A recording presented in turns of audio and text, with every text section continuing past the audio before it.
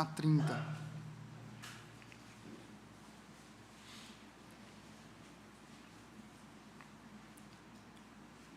Marcos, capítulo 7, versículos 24 a 30, diz assim a palavra de Deus: Levantando-se, partiu dali para as terras de Tiro e Sidom, e tendo entrado numa casa, queria que ninguém o soubesse. No entanto, não pôde ocultar-se, porque uma mulher cuja filhinha estava possessa de espírito imundo, tendo ouvido a respeito dele, veio e prostrou-se-lhe aos pés.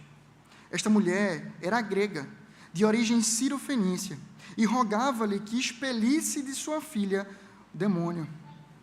Mas Jesus lhe disse: Deixa primeiro que se fartem os filhos, porque não é bom tomar o pão dos filhos e lançá-los aos cachorrinhos. Ela, porém, lhe respondeu: Sim, Senhor, mas os cachorrinhos debaixo da mesa comem as migalhas das crianças. Então lhe disse: Por causa desta palavra, podes ir. O demônio já saiu da tua filha. Voltando ela para casa, achou a menina sobre a cama, pois o demônio a deixara. Irmãos, eu gosto muito de histórias sobre guerras, e a Segunda Guerra é um cenário que me chama muita atenção. E várias são as histórias que se contam sobre a Segunda Guerra, e eu escolhi uma para que a gente possa entender um pouco o contexto com o qual nós encontramos Marcos aqui. Fala-se que durante a Segunda Guerra Mundial, um soldado vai em uma missão e enquanto ele está passando por uma cidade, ele resolve entrar numa casa para se proteger das tropas inimigas. E no meio de alguns escombros ali, ele encontra uma menina. Essa menina era de ascendência judia e ela estava ali, havia perdido sua família por conta de tropas alemãs que haviam devastado aquela cidade. Ela havia conseguido encontrar ali guarida, segurança, e ficou ali até ser encontrada por esse homem. Quando ela reconhece pela sua farda que ele é um soldado americano, aliado, ela então se revela a ele e pede ajuda. Diante disso, ele a ajuda, ele dá a ela água, comida, aquilo que tinha com ele, e resolve, ele toma atenção quanto àquela menina. Porém, ele tinha uma missão a cumprir. Depois de deixar água, comida, algo para que ela pudesse se abrigar naquele tempo, ele menciona que cumpriria sua missão e voltaria para buscá-la. Aquela menina, ela ouve aquilo e guarda no seu coração. Ela creu, ela depositou fé na palavra daquele homem que havia conhecido naquele momento, mas que acreditava que ele faria-se cumprir o que havia prometido. Ela sabe que ele é um homem falho, pequeno, mas ela coloca ali confiança naquele homem, fé na sua palavra. É a mesma situação, uma situação muito semelhante à que a gente encontra nesse texto aqui em Marcos, quando esta mulher, ela apresenta aqui a sua fé diante de Jesus. Nós percebemos que Marcos, ele narra a partir do seu evangelho, uma progressiva história de Cristo, bem ordenada, curta, simples, mas objetiva. Percebemos em Marcos, o evangelista Marcos, um relato simples sobre aquilo que Jesus o fez. Alguns consideram que Marcos é o primeiro evangelista, o primeiro que toma a porção ali da vida de Cristo, toma papel e caneta e a escreve. Ele o faz mediante pesquisas ou entrevistas com Pedro, apóstolo Pedro, com Paulo e aqueles que estavam ao redor de Cristo, experimentaram viver com Cristo ali. Alguns historiadores da igreja primitiva, como Papias, atestam esse Marcos, João Marcos, primo de Barnabé, como esse homem que escreve esse relato. Ele teria sido escrito na metade do primeiro século, basicamente do ano 50, ali, a década do ano 50 do primeiro século. e teria sido direcionado a uma igreja que se organiza ali em Roma, uma cidade que é incrustada em meio a uma sociedade de padrões totalmente corrompidos, devastados, porém com um senso de poder imenso, na capital do maior império conhecido à época. Ele apresenta, então, esse Jesus como tendo autoridade e poder sobre tudo, mas que ele se porta, então, como um servo sofredor, alguém que está disposto a servir ao próximo, entregando a sua própria vida, como está disposto no Evangelho de Marcos. Ao longo dessa narrativa, o evangelista ele vem demonstrando o poder de Jesus sobre a natureza, sobre as doenças, sobre a morte e sobre o inferno. Quanto à divisão, então, do livro de Marcos, a gente pode organizar esse evangelho de forma geográfica. Sendo assim, percebemos Jesus iniciando o seu ministério ali na Galileia, o que acontece do capítulo 1 ao 7º. Depois, Cristo ele vai peregrinar em caminho, né, a Jerusalém. A gente percebe isso na continuidade do capítulo 7º, 8º a 10º. E, por fim, a partir do capítulo 11, ele vai adiante a Jerusalém, onde ele vai ser morto e ressurgir dos mortos. O texto que nós lemos é a primeira vez que Jesus sai dos limites de Israel ali, deixando a Galileia, onde ele vai gastando um pouco do seu tempo ali, um ano basicamente do seu tempo, com os seus discípulos. Ele acaba de sair de uma situação onde os escribas e fariseus estão o interrogando, ele está no meio do povo judeu sendo interrogado, e no meio de homens que são tidos como homens de fé, ele encontra incredulidade. Porém, ao sair do meio desse povo seu, de homens que são considerados como doutos na lei, cheios de fé, é que ele encontra algo que marca a sua história, a sua peregrinação, este momento. É sobre exatamente esta fé que a gente vai trabalhar essa noite. Gostaria de tratar com vocês sobre o seguinte tema: a fé que agrada a Jesus. A fé que agrada a Jesus. Quais são as características da fé que agrada a Jesus?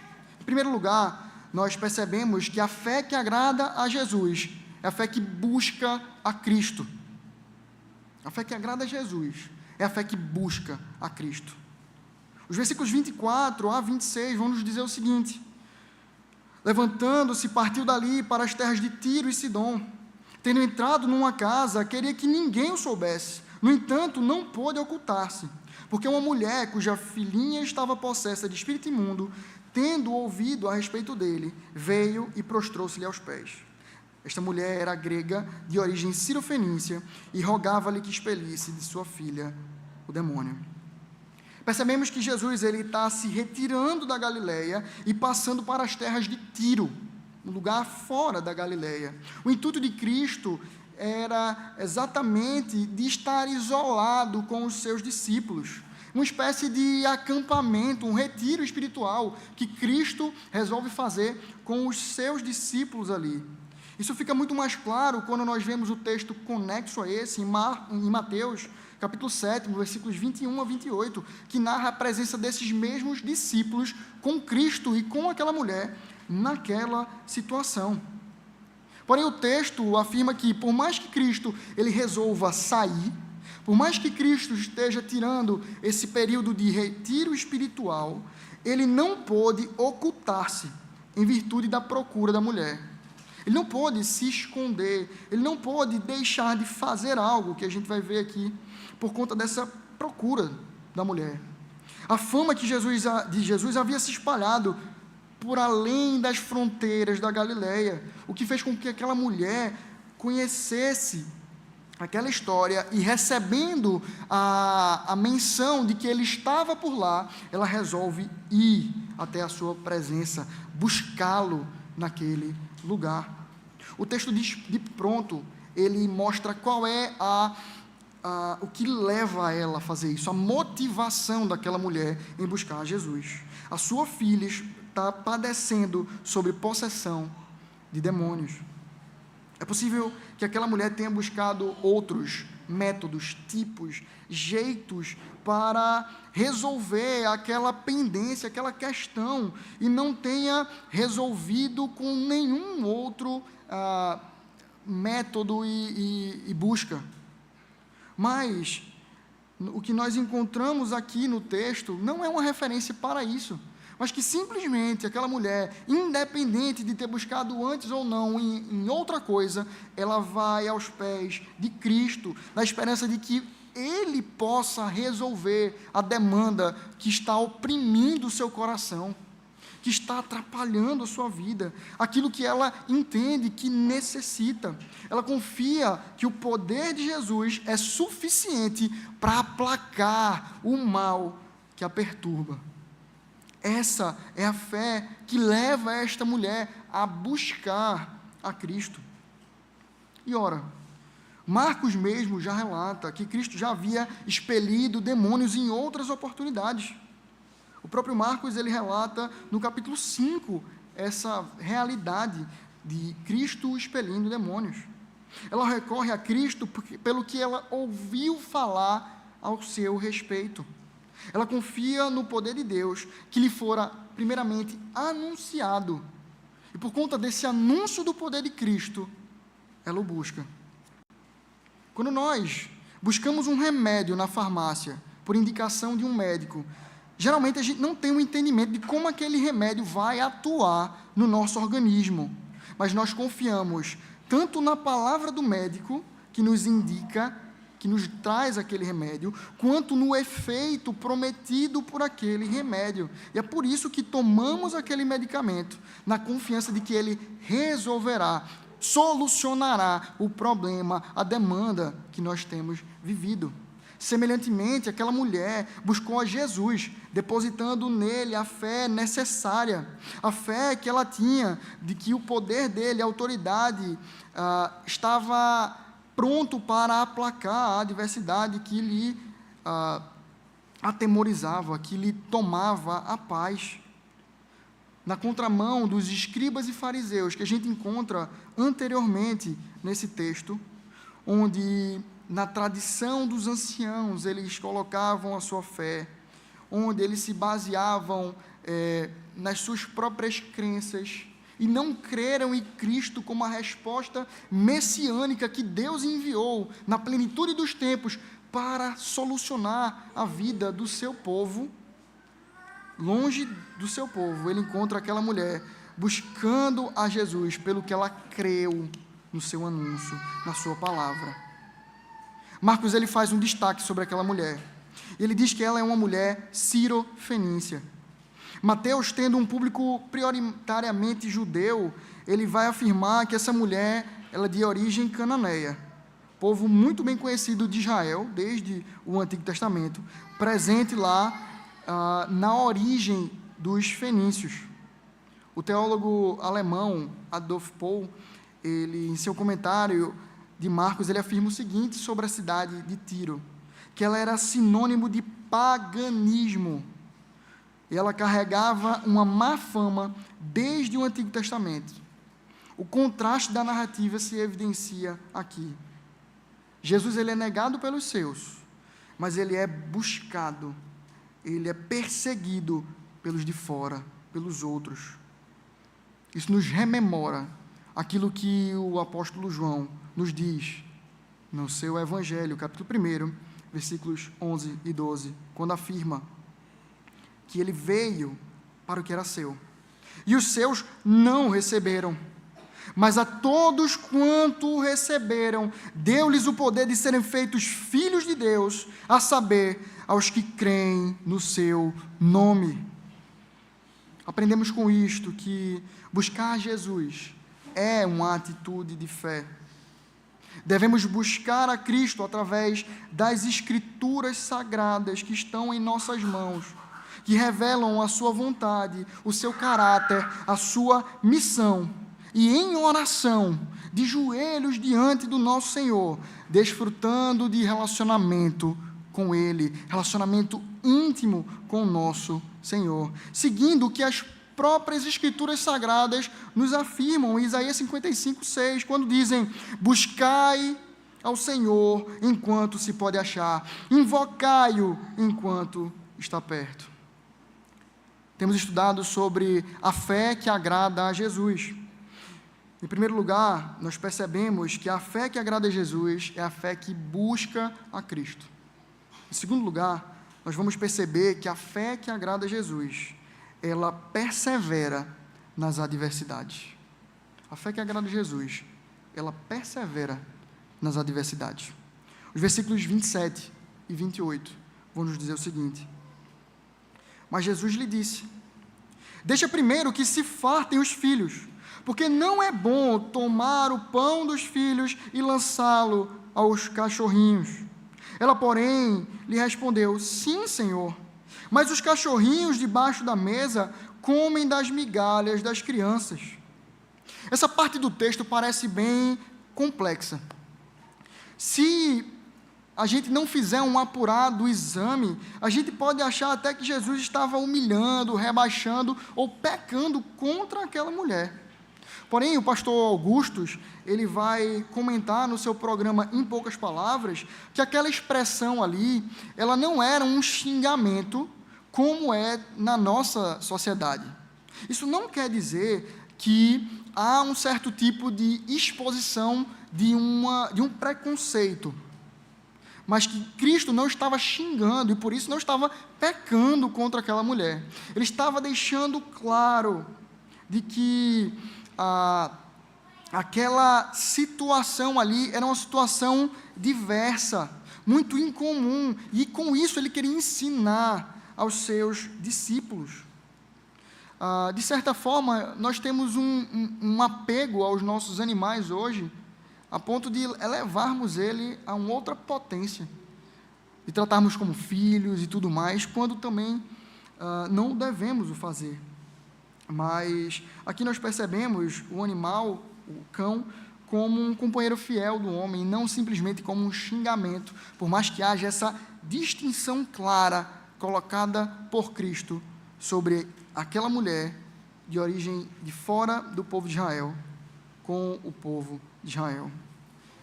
O que Cristo está, então, trazendo à tona é esse choque da cultura judaica, que era exclusivista, a promessa de bênçãos para todos os povos. Israel colocou os seus olhos no seu próprio umbigo. E ouso dizer que, de certa forma, Israel se apropriou de Deus, e não entendeu que Israel era instrumento nas mãos de Deus para abençoar as nações. É exatamente contra isso que Cristo vem bater. Jesus afirma que veio para que eram seus, para o povo que recebera a promessa, e age como que negando o pedido daquela mulher, colocando aquela mulher à prova. A reação daquela mulher, ela denota uma fé genuína, uma fé verdadeira, oriunda de dentro do seu coração, mas de fora de um berço judaico, mas alicerçada numa promessa que é feita por Deus na sua Escritura, a qual Israel era portadora. Aqui é percebido o projeto de Deus para salvar as nações.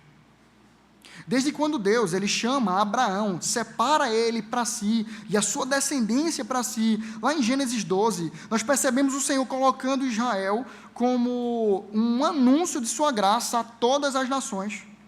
Isso é bem expresso na afirmação de Deus para a descendência de Abraão e do próprio Abraão, quando diz: "Sê tu uma bênção". E continua dizendo: "Abençoarei a quem te abençoar, e amaldiçoarei a quem te amaldiçoar". E continua dizendo: "Em ti serão benditas todas as famílias da terra". Cristo evidencia essa graça, e essa mulher parece perceber muito mais fácil do que aqueles que estão portando as Escrituras Sagradas. O projeto de Deus sobre o anúncio da sua salvação sempre foi destinada a todas as nações. Percebemos isso nos Salmos, em todo o anúncio da sua palavra. E essa mulher entende essa maravilhosa graça destilada, dada por Deus a todos, e ela se apega a isso. Ela entende que Deus estende isso a homens e mulheres de todas as tribos e nações, para que de todas as nações Ele alcance adoradores, que o adorarão em espírito e em verdade. O Salmo de número 67, ele também acompanha esse entendimento, onde o salmista ele solicita a bênção do Senhor para que se conheça na terra o teu caminho e em todas as nações a tua salvação. Comentando sobre o esplendor desse ensino, sobre a beleza daquilo que é falado, o pastor Paulo Brasil, professor da nossa casa no seminário, ele afirma o seguinte, que ela, a mulher, é parte daqueles que se juntam antes do Pentecostes ao povo de Deus, como Raabe. O projeto de Deus era salvar as nações. A imagem que ela constrói é uma mesa onde Israel come a refeição e o cachorro come das migalhas, sendo abençoado pela provisão dada por Deus aos seus. Adiante, no Pentecostes, é a mesa servida a todas as nações, onde todos os povos podem comer da mesa sem a necessidade de catar as migalhas. Todos no Brasil conhecem a história de Vanderlei Cordeiro. Talvez você não lembre pelo nome, mas ele é um maratonista brasileiro que correu nas provas olímpicas de Atenas. E enquanto liderava a corrida, um homem, ele vem e lhe tira, lhe agarra, tirando dele, por alguns metros, o seu trabalho, o seu desenvolvimento. Aquele homem, após se desvencilhar daquela situação, ele, ao invés de desistir, de se abater com aquela situação, ele permanece firme, ele continua até o final, quando ele recebe a medalha de bronze por aquela continuidade.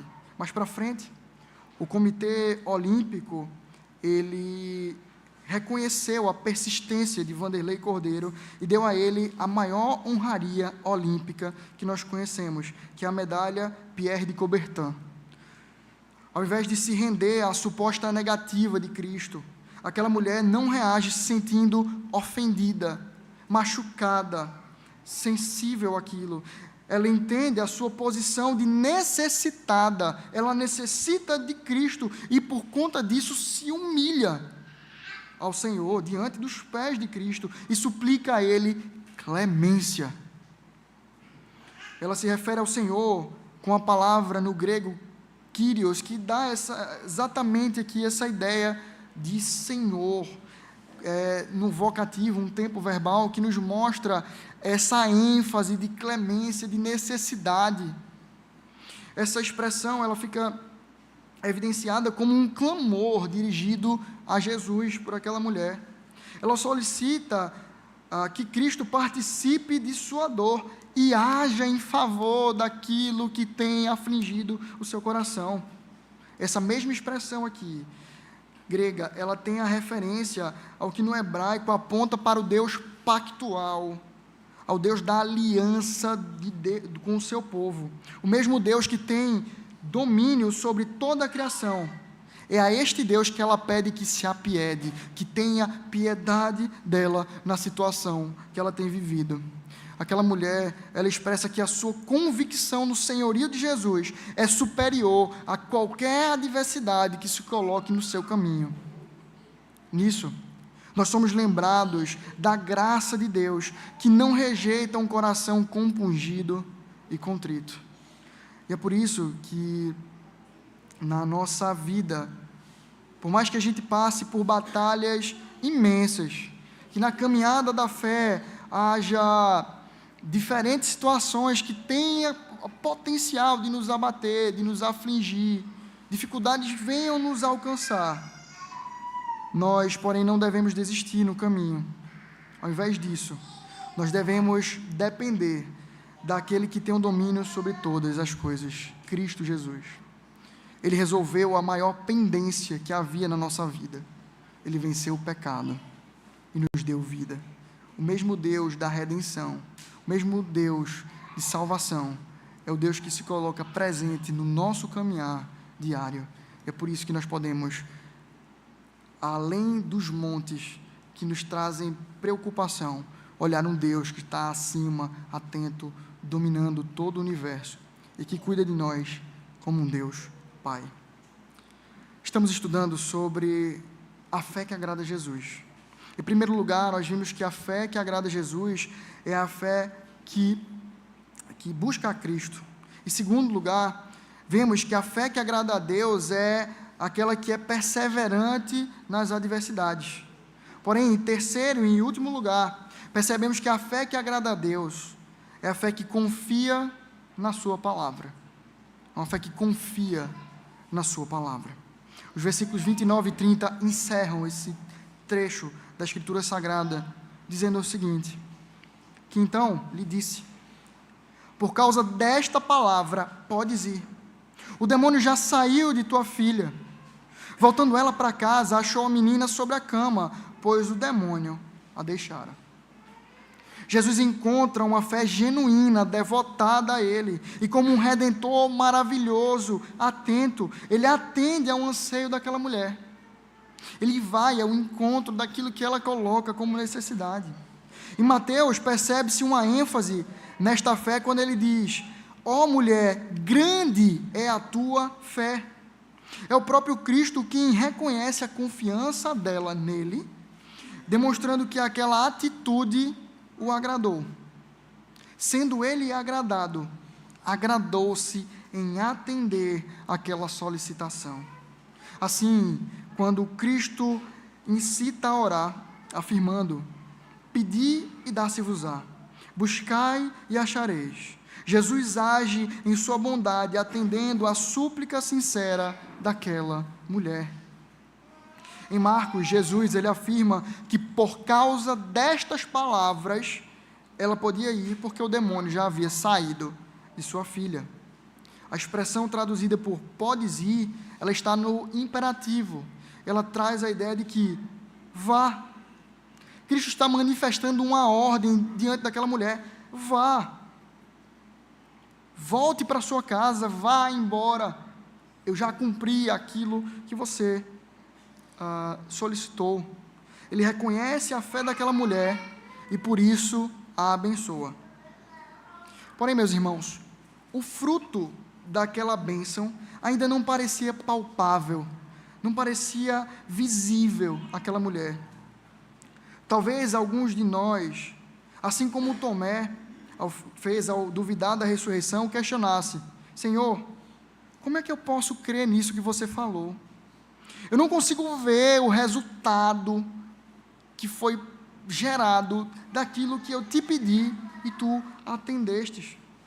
Eu não consigo ver o resultado desta afirmação. O texto aponta que aquela mulher, ela obedece à ordem de Cristo imediatamente e volta para sua casa. E somente depois, ao chegar, é que ela desfruta ali de ver a sua filha livre dos demônios. Porém, desde que Cristo afirmara isso, ela já estava convicta desta realidade. É isso que o apontamento do texto nos mostra. Prontamente ela volta. Prontamente ela atende a ordem de Cristo dizendo, vá, eu já cumpri aquilo que tu me pedes. Essa mulher recebe de Jesus a cura de sua filha. Porém, mais do que isso, a fé que ela evidencia em Cristo lhe faz encontrar um Salvador, um Redentor em Jesus. Ela encontra nele salvação.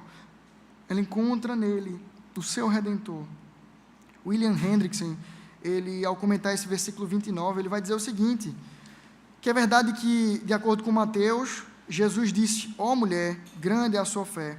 Ao passo que em Marcos ele apresenta como que elogiando essa declaração, dizendo que a sua palavra a salvou, salvou sua filha. Todavia, como por meio desta palavra ela revelou a sua fé, não há uma diferença essencial entre os dois textos. Ela revelou sua fé ainda de outra maneira, a saber, voltando para casa. Se não fosse pelo fato de acreditar que Jesus tinha curado sua filha, sim, curou-a mesmo sem vê-la à distância, ela não teria corrido de volta para casa. e não largaria o pé de Cristo ali, mas ficaria insistindo, talvez até ver o resultado daquilo que ela pede.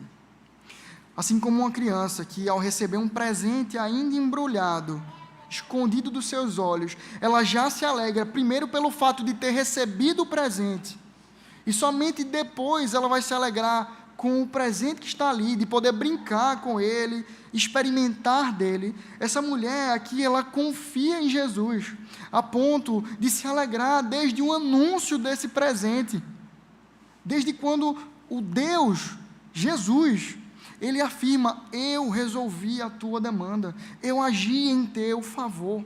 Desde aí, o coração daquela mulher se alegra, confia e volta para casa. E nisso, ela de fato recebe a bênção do Senhor, naquela situação que ela coloca diante de Deus. Confiar na palavra de Jesus redunda em nós repousarmos tranquilos em sua providência. Se Cristo nos garante o seu auxílio e proteção, até mesmo na missão de nos salvar da condenação eterna do pecado, podemos viver vida tranquila, sabendo que nenhum mal nos separará do seu amor, que é o mais caro que nós temos, a afirmação mais cara que nós temos. Uma vez salvos em Cristo, salvos para sempre, na finalidade de honrá-lo e de adorá-lo com boas obras. É por isso que, diante daquilo que foi exposto, nós somos chamados a perceber preciosas lições desse texto ao nosso coração. Em primeiro lugar, nós precisamos buscar Jesus de todo o coração. A fé que agrada a Jesus requer um relacionamento de busca por Ele, incessante. Por isso, se você ainda não tem a Cristo como seu Senhor, busque-o.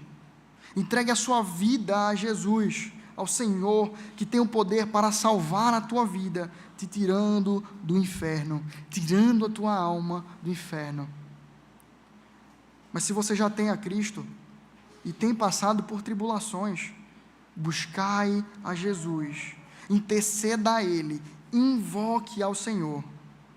Nenhum mal, nem tribulação é permitido pelo Senhor sem ser experimentado, na verdade, ser experimentado por seus filhos, que não venham acompanhados de lições e aprendizagem. Por isso, recorra ao Deus da tua salvação e confie que a sua graça te basta. Isso não quer dizer que Deus vai solucionar todos os problemas que nós colocarmos em seu colo. Mas isso quer dizer que enquanto confiamos que Deus é o nosso Redentor, o nosso Salvador, e que nos deu o principal presente, que é a salvação, a sua graça nos bastará. A sua presença em nosso meio nos bastará. Ele, no nosso coração, habitando com o seu Santo Espírito, é suficiente para que a gente possa encarar toda e qualquer tribulação, mesmo que elas nos levem recursos, saúde, fôlego, trabalho. Qualquer coisa que ela possa tragar, não pode tirar de nós o sustento da nossa alegria, a suficiência de Cristo, nos salvando e nos levando aos braços do Pai. Em segundo lugar, nós percebemos que nós vivemos numa sociedade que ela é extremamente sensível e imediatista. E ouvir o contraditório não é muito bem visto. Se você não tem a Cristo ainda, se arrependa do seu mau caminho, se arrependa dos seus pecados, certo? É muito chato, talvez, você ouvir que você está errado, que você tem vivido de forma contrária à Escritura. Sim, porém, não queira viver para si mesmo, descumprindo a vontade do Senhor, por achar que ela te anula, por achar que ela é quadrada e você não se ambienta nisso. Se negar a si mesmo e seguir a Cristo é o verdadeiro caminho. E, na verdade, em viver para Cristo, nós estamos não nos anulando, mas potencializando a vida, porque nós fomos criados para servi-lo. A vida humana é criada não para viver a sua própria vontade e realidade, mas para viver segundo o propósito de Deus. Quando nós nos anulamos, nos colocamos diante do Senhor, nós potencializamos a nossa vida, porque vivemos o propósito de Deus. Por isso, viva para o louvor e para a honra de Cristo. Deposite a sua fé em Cristo e assim venha glorificar a Deus eternamente, sendo nele feliz. Mas se você já tem a Cristo em teu coração, eu convido, meu irmão, você a ter uma atitude pastoreável. Não rejeite a orientação da palavra de Deus que te conduz à santificação. E eu digo isso para que você obedeça à palavra do Senhor, apesar de qualquer infortúnio. Muitas vezes, ao nos depararmos com negativas do Senhor, nós nos distanciamos dele. Lembre que Paulo, ele solicita a Deus por 3 vezes que venha e tire dele o espinho na carne, mas o Senhor lhe disse: a minha graça te basta, seja satisfeito na graça de Deus. Quando eu convido o seu coração a ser aberto ao pastoreio, assim como o pastor Augusto já falou mais cedo aqui neste púlpito, quando a palavra de Deus é pregada aqui, não é ele, não sou eu ou qualquer outro que assuma esse púlpito que tem vindo falar, mas é o Senhor da igreja, a sua palavra autoritativa, é a voz de Deus. Por isso, seja pastoreável aos ouvidos do seu, abra seus ouvidos para a voz do teu pastor, para a voz do conselho da igreja, para a voz do seu irmão, que é colocado como instrumento de bênção na sua vida.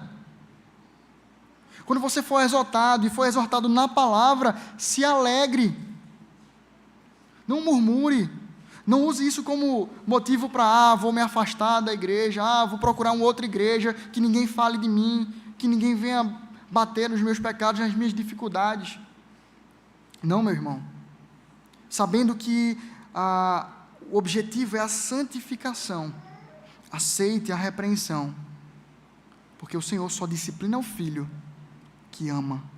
Aquele que não é disciplinado, a própria Bíblia nos diz, é tratado como bastardo. Ouça a orientação do Senhor. Não fuja pela primeira adversidade. Não fuja, não saia, não se atemorize e trave pela primeira adversidade que aparecer. Em terceiro e último lugar, confiemos nossas vidas em Jesus Cristo. Se ainda não tem Jesus como seu Senhor e Salvador, saiba que você pode confiar nele a sua vida, as suas posses, os seus bens, o terreno, a casa de praia, o que for, não te garantirá que você seja satisfeito por longo tempo. Não é isso que te fará ter uma vida bem, em paz, mas somente a presença de Cristo. É Ele que dá propósito à existência humana. É Cristo quem faz com que, habitando o seu Santo Espírito em nós vivamos a verdadeira humanidade, que é a imitação de Cristo, o homem, varão perfeito. Receba a Cristo como seu Senhor. Quebre o seu coração, humilhe-se, arrependa-se do seu pecado e busque ao Senhor. Buscando ao Senhor, confie na sua palavra, na sua provisão, na sua graça. Mas se você já tem a Cristo, confie plenamente que Ele é a rocha em que você está alicerçado. Ele te garantiu aquilo que você nunca conquistaria por si só, que é a tua salvação. E que se Ele operou por nós esse feito maior, impossível às nossas capacidades, confiemos que Ele nunca nos deixará desamparados. Ainda que males nos sobrevenham, Cristo é o nosso porto seguro. Ele é o Deus que cuida de nós. Ao pensarmos na história da menina judia, escondida na casa ali, que encontra o soldado aliado, ela depositou a sua fé na palavra daquele soldado, aguardando que ele cumprisse. Porém, meus irmãos, aquele homem ele não tinha como garantir que voltaria. Por maior boa vontade que ele tivesse, ele não tinha como garantir e atestar que voltaria. Ele poderia ser capturado pelos inimigos que estiveram por aquela cidade há pouco. Ele poderia chegar no seu objetivo e um dos seus superiores dizer: você não vai, e pronto. Ele não iria. Porém, aquela menina, ela depositou a sua fé naquele homem que era falível e alcançou o resultado. Ele voltou depois de um tempo, lhe tirou daquela situação, lhe trouxe consigo, cumprindo o que prometera. Porém, meus irmãos, quando nós falamos da nossa confiança em Cristo, nós confiamos num Deus que é presente, um Deus que é criador dos céus e da terra, governador de todo o universo, onde a sua palavra ela não pode ser negada, contestada por nada, nem ninguém. É um Deus que dá de garantia o seu próprio nome, que nós adoramos. É neste Deus que nós devemos depositar toda a nossa fé. Que Deus nos abençoe e produza em nosso coração